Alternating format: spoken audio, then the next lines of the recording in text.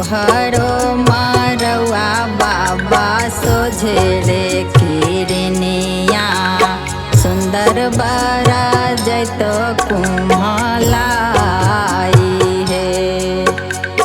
तोहरो मारवा बाबा सोझेरे किरनिया सुंदर बरा जैतो कुम्हलाई है।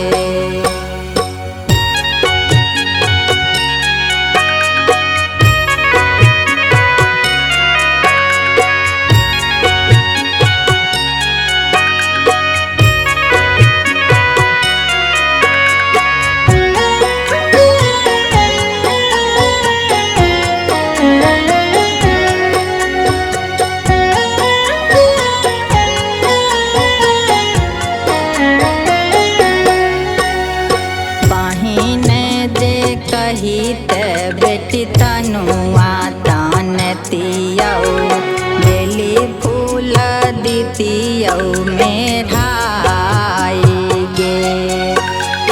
पहिने दे कहिते बेटी तनुआ तान तियौ बेली फूल दितियौ मेढ़ाई गे।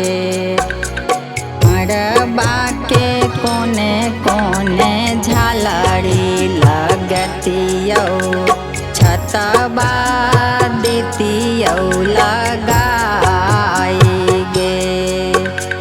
मरबा के कोने कोने झालरी लगतियौ छतबा दितियौ लगाई गे।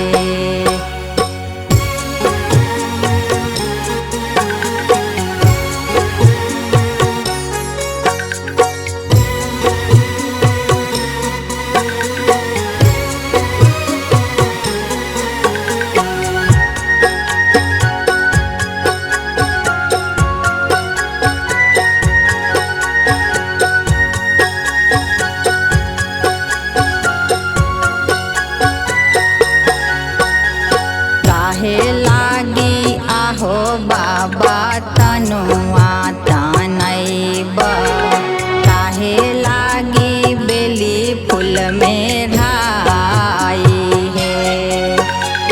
काहे लागी आहो बाबा तनुआ तानैब काहे लागी बेली फूल मेढ़ाई है।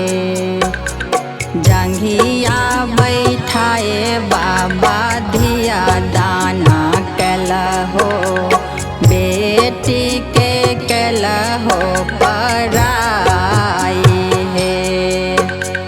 जंघिया बैठाए बाबा धिया दाना कलहो बेटी के कलहो पराई है।